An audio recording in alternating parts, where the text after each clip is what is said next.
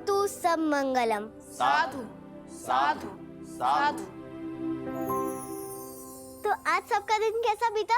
भैया भाभी के आशीर्वाद और वीरू भैया, मैंडी और छोटी अम्मा के प्यार से आज हमने यूनिवर्सिटी के जनरल सेक्रेटरी का चुनाव जीता है।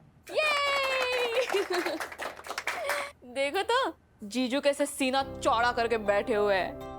ये लो मैंडी, अरे तुम्हारे जीजू का सीना चौड़ा नहीं होगा तो कब पिचक जाएगा। अरे हमारा परिवार के लिए इतना बड़ा दिन है, हमारा भाई जो है चुनाव जीत के आया वो भी जनरल सेक्रेटरी का, तो सीना तो चौड़ा ही होगा ना।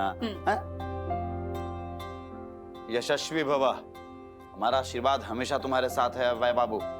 और एक बात, अब से आपकी जिम्मेदारी जो है बहुत बढ़ गई है। और चाणक्य नीति में चाणक्य ने क्या लिखा है कि एक राजा का कर्तव्य होता है समाज के अंतिम व्यक्ति के होठों तक मुस्कुराहट बिखेरना।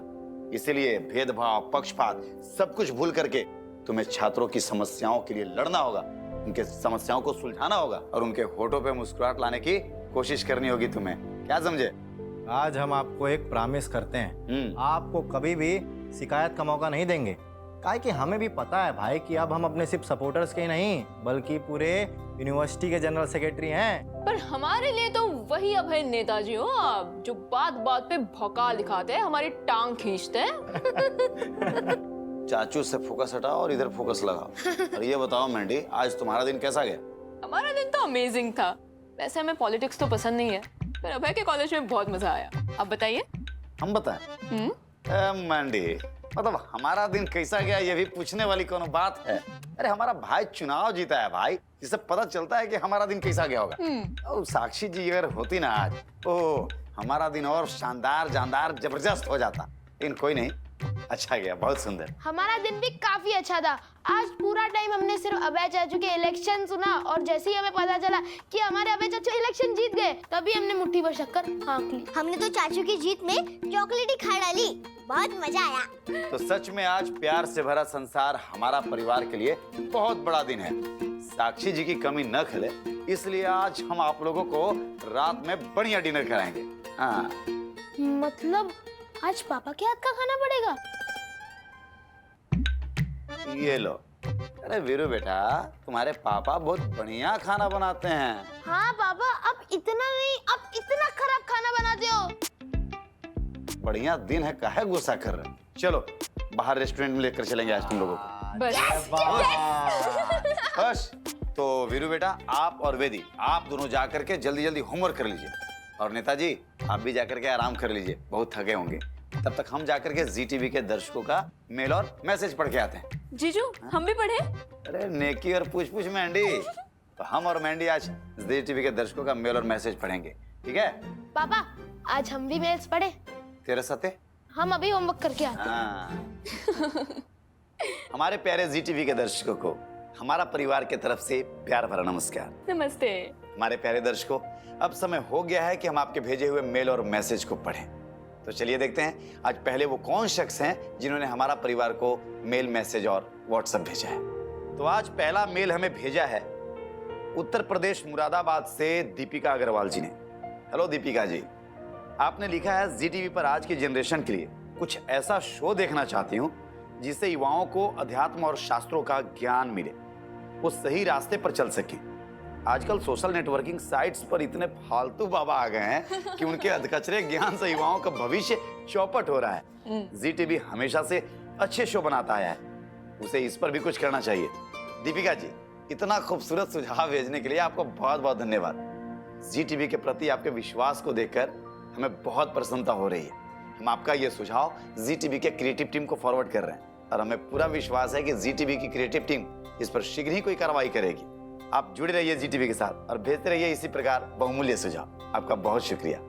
तो अगला मैसेज हमें भेजा है अहमदाबाद गुजरात से निशा जी ने। हाय निशा जी। निशा जी, आपने लिखा है आप अपने हर शो में जो म्यूजिक इफेक्ट डालते हो वो बहुत इरिटेट करता है।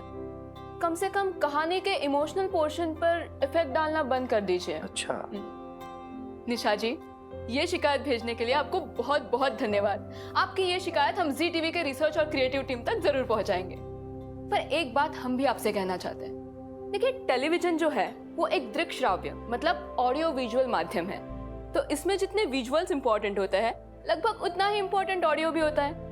और ऑडियो से सीन और इफेक्टिव बनता है, सीन का इम्पैक्ट आता है। और हमारे बहुत से दर्शक ये भी कह रहे हैं कि ऑडियो इफेक्ट थोड़े ज्यादा डालिए जिससे सीन इफेक्टिव लगे, सीन एनहांस हो।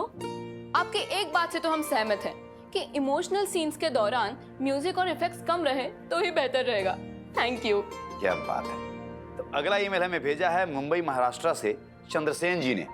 चंद्रसेन जी, आपने लिखा है, मुझे और मेरे पूरे परिवार को हमारा परिवार बहुत ज्यादा पसंद आ रहा है। आप जो अच्छी अच्छी कहानियां सुनाते हैं वो हम सबको बहुत अच्छी लगती है। चंद्रसेन जी, जय महाराष्ट्र। सबसे पहले आपके और आपके पूरे परिवार को हमारा परिवार की तरफ से बहुत बहुत धन्यवाद। आपको और आपके परिवार को हमारा परिवार इतना पसंद आ रहा है, ये सुनकर के हमारा दिल जो है ना बाग बाग हो गया।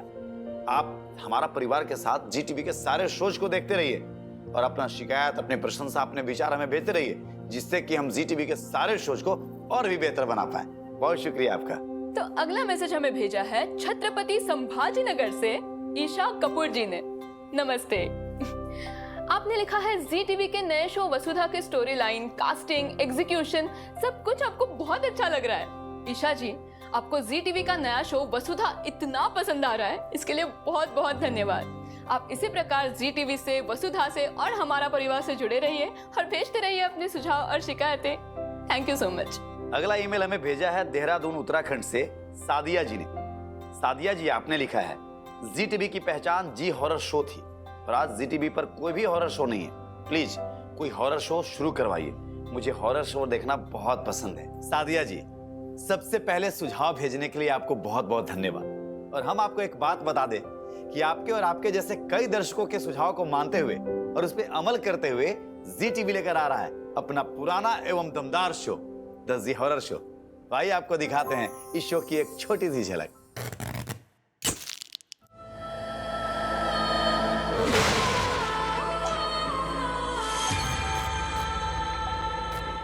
तो हमारे प्यारे दर्शकों, आपके भेजे हुए मेल, मैसेज और व्हाट्सएप के पढ़ने के सिलसिले को हम यहीं खत्म करते हैं। आप इसी प्रकार जुड़े रहिए जी टीवी के साथ और भेजते रहिए अपने सुझाव, अपनी शिकायत, अपने प्रशंसा, अपने विचार और वीडियो मैसेज हमारा परिवार के व्हाट्सएप और ईमेल पर। तो चलिए, आप जो हर सप्ताह हमारा परिवार को मेल और मैसेज भेजते हैं, हम उन्हीं में से एक लकी ड्रॉ निकालते हैं और जो लकी ड्रॉ के विनर होते हैं उन्हें हम अतिथि बनाकर हमारा परिवार के बीच यानी कि काशी बुलाते हैं। तो अगला नंबर आपका भी हो सकता है। और इससे पहले कि हम हमारा परिवार के बीच जाएं, हम आपको आज जी टीवी पर प्रसारित होने वाले सारे शोज की जानकारी दे देते हैं। तो आज शाम ठीक 7 बजे प्रसारित होगा शो। वैसे तो आप जानते ही हैं, पर फिर भी हम बता देते हैं। ये दो बहनों की उनके प्यार में आए तकरार की चल रही एक दास्तां है।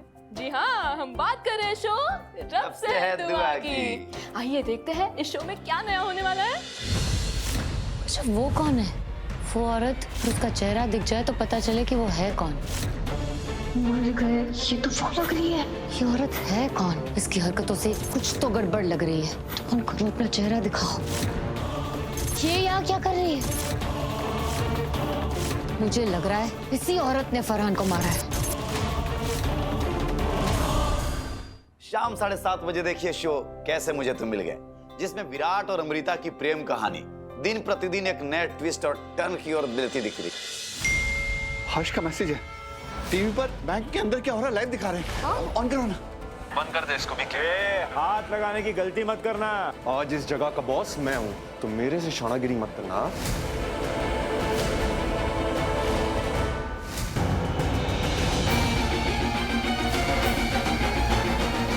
हेलो। हाँ सर, वो सेफ्टी एग्जिट मैंने खोल दिया है। आप प्लीज अपना काम जल्दी कीजिए। पर तुम सबको बाहर कैसे लाओगे? रात 8 बजे प्रसारित होगा जी टीवी का सबसे हिट शो भाग्य लक्ष्मी। आज इस शो के प्रोटैगनिस्ट सब अगर हमें बता दे तो आप क्या देखेंगे? आज इस शो में कुछ बड़ा बढ़िया धमाकेदार होने वाला है, तो देखते हैं भाग्य लक्ष्मी की कुछ झलकियां। लक्ष्मी ऋषि की लीगल वाइफ है, उसे उस घर से कोई नहीं निकाल सकता। दी भले इस बारे में कुछ ना करे, लेकिन मैं जरूर पता लगाऊंगी कि मलिष्का और बलविंदर के बीच में क्या चल रहा है। पक्का पता लगाऊंगी। वो तुम्हारे और बलविंदर के बारे में कुछ बात कर रही थी, उसे शक हो गया कि तुम्हारे और बलविंदर के बीच में कुछ है। मलिष्का, तुम्हें पता है ना, उस आदमी को मैं बिल्कुल भी बर्दाश्त नहीं कर सकती, स्पेशली उस रात के बाद तो बिल्कुल भी नहीं। मलिष्का, रात 8:30 बजे देखिए जागृति एक नई सुबह। इस शो में एक नन्ही सी बच्ची जागृति के अथक प्रयास से आने वाले समय में एक बहुत बड़ा बदलाव देखने को मिलेगा। तो आइए देखते हैं एक झलक नन्ही सी जागृति के सफर की। बोलो छठी मैया की जय, छठी मैया की जय, छठी मैया की जय। अनर्थ मत होने दीजिएगा छठी मैया, अनर्थ मत होने दीजिएगा। हम पागल है कि सब बोल दिए, हमारा तो 9 से लेकर 10:30 बजे तक देखिए सुरों से सजा मंच एक नई आवाज और नए अंदाज के साथ। इसमें देखिए सुरों के महारथी और उन्हें तराशते हुए सुरों के बादशाह, जिनके गाने आप सुनते रहते हैं और संगीत गुनगुनाते रहते हैं। जी हाँ, हम बात कर रहे हैं बिरला ओपस पेन सारेगामापा की। तो देखते हैं और सुनते भी हैं कि इस शो में आज क्या होने वाला है। आज की रात मजा हो उसमें। पहली बार सारेगामापा के मंच पे होगी गाने की लाइव प्रोग्रामिंग।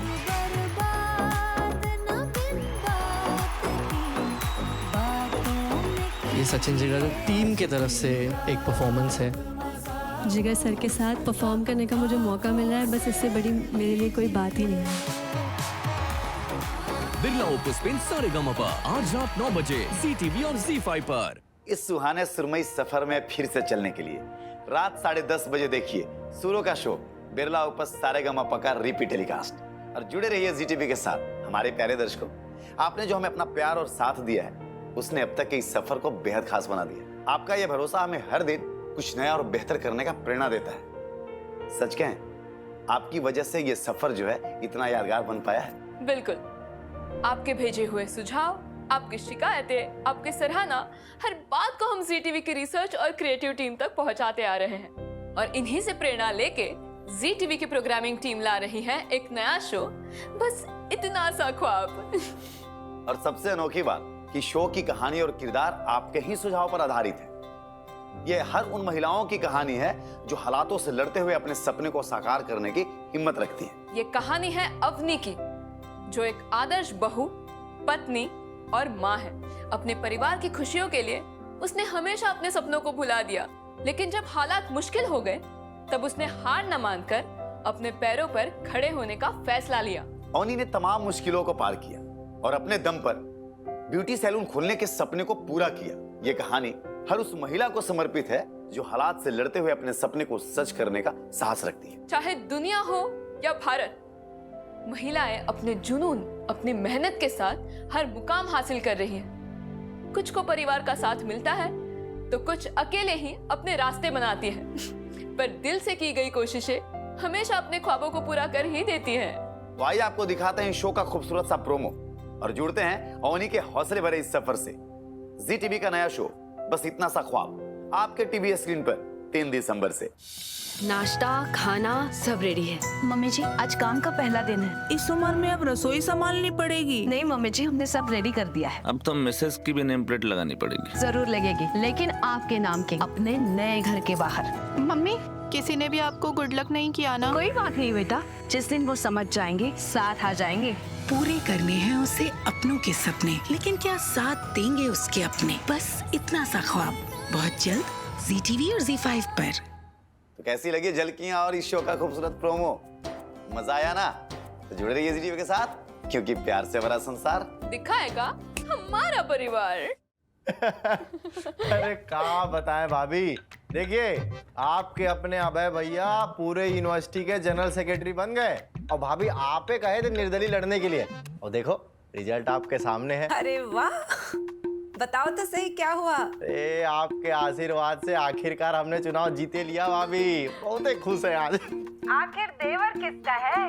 बनना तो था ही। और दीदी, अभय के पूरे कॉलेज में अभय के पोस्टर्स लगे हुए थे, उसे माला पहनाई, उसके साथ फोटोज खींचे बहुत लोगों ने। रोमन ठाकुर जी, पूरा ग्रैंड सेलिब्रेशन था, पता आपको? क्या बात है, very good Abhay, proud of you. हाँ भाभी, अरे मैंडी सही कह रही है, हमारा गला गेंदा फूल के माला से पूरा भरा हुआ था भाई। 7 से 8 माला पहने थे भाई, पूरा टेबल पे रखे हैं अभी। भाभी आप होती ना तो बहुत मजा आता। आज हमारे लिए बहुत बड़ा दिन है भाई, बहुत खुशी का अवसर है। आप आते तो एक खुशी में 4 चांद और लग जाते। बहुत मिस कर रहे हैं भाभी आपको। मम्मी हम आपको कैसे बताएं, कितनी भी कोशिश कर ले वो हमेशा फेल हो जाती है। क्या हुआ बेटा, सब ठीक तो है ना? मम्मी हम पूरा ध्यान लगाते, प्रॉब्लम से बचने की कोशिश भी करते, हर टेबल हर सम अच्छी तरह याद करते। कभी 13-4 से याद रहते तो 13-7 से याद नहीं रहता, कभी 13-7 से याद रहते तो 13-4 से भूल जाते। अभी तो दोनों ही याद नहीं है मम्मी। हमारी गलतियों का कारण है ध्यान न देना बेटा। अरे वीरू पांडे जी, हम बता रहे हैं वेदी अम्मा की तरह रोज 5 बादाम भिगो के खा डालो। और एक काम करना मेंढी, 5 बादाम में ना 4 बादाम अवॉइड कर देना। 5 और 4 कितना हुआ? मौसी 9 बादाम हुए, उतना हमें मैथ्स आता है। अच्छा, और तेरा नवैया? मम्मी देखो फिर से हमें चिढ़ाना शुरू देखो कर ना, दे। फिर से चिढ़ाने लगे। ला बोल इधर। अरे तेरा के ही टेबल पे अटके रहोगे, 14, 15, 16, 20 तक कब पहुंचोगे भाई? पहुंच जाएंगे। पहुंच जाएंगे। अरे नहीं नहीं भाभी, आप बिल्कुल भी निश्चिंत रहिए, कोई फिक्र करने की बात नहीं है, बल्कि अपना ख्याल रखिए। अब हम बैठे हैं भाई यहाँ, वीरू भैया सिखा देंगे। अरे 1-2 कहानी सुनाते हैं, देखना वीरू भैया कैसे तेरा पहाड़ा याद होगा।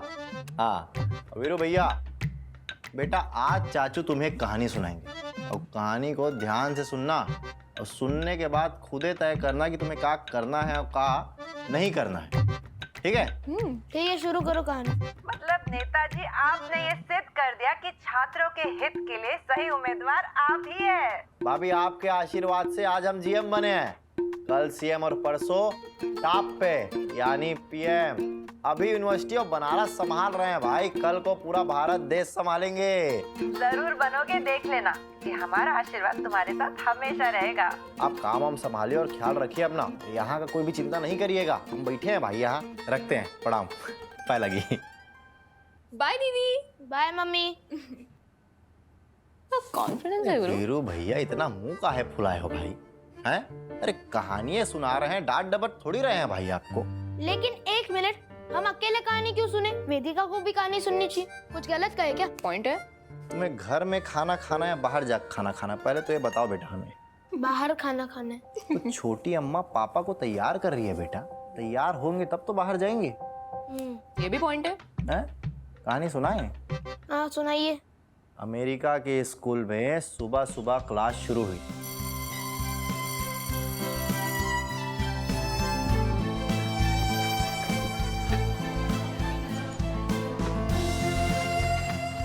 कि विल्मा नाम की एक पतली दुबली दिव्यांग लड़की किसी तरह अपने बैसाखी के सहारे उठी और उसने अपनी टीचर से ओलंपिक रिकॉर्ड के बारे में कुछ प्रश्न पूछे।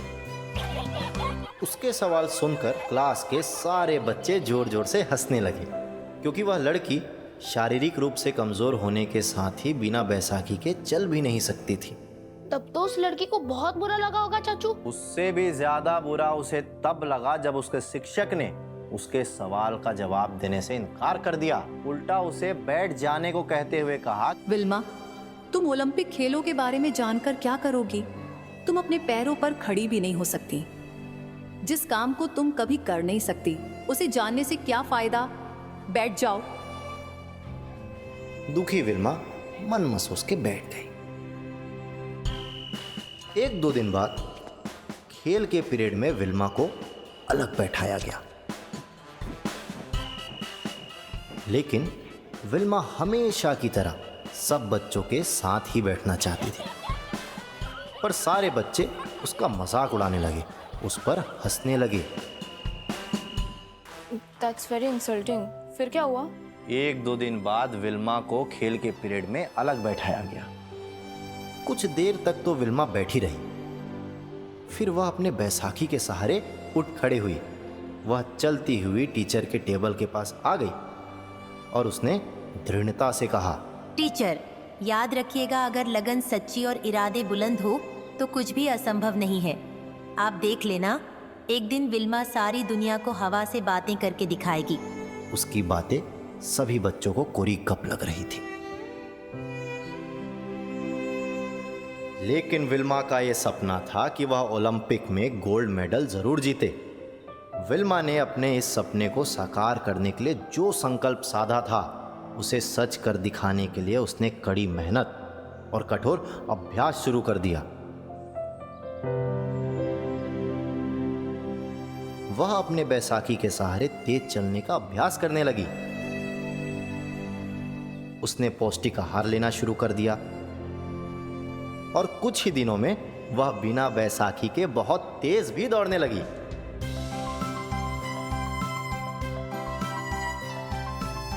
अब विल्मा ने बिना बैसाखी के चलना शुरू कर दिया था।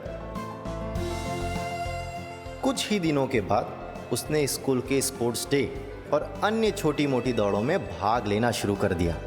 जब उसकी टीचर और क्लास के बच्चे उसे दौड़ता देखते तो दांतों तले उंगली दबा लेते थे। अब वो पहले वाली विल्मा नहीं थी जो अपने पैरों से चल भी नहीं पाती थी। कई लोग विल्मा की इस कठिन तपस्या और मजबूत इरादे को देखकर उसकी मदद के लिए आगे आए। सबने उसका उत्साह बढ़ाया और उसके हौसले को और बुलंद किया। वर्षों की इस कठिन परिश्रम और मेहनत के बाद वह समय आया जब विल्मा सन 1960 के ओलंपिक खेलों में हिस्सा लिया और एक नहीं, दो नहीं, बल्कि 3 स्वर्ण पदक जीतकर सबको अचंभित कर दिया। जो कभी अपने पैरों पर चल भी नहीं पाती थी, वह विल्मा रुडोल्फ एक ही ओलंपिक में 3 ट्रैक एंड फील्ड स्वर्ण पदक जीतने वाली पहली अमेरिका महिला बनी।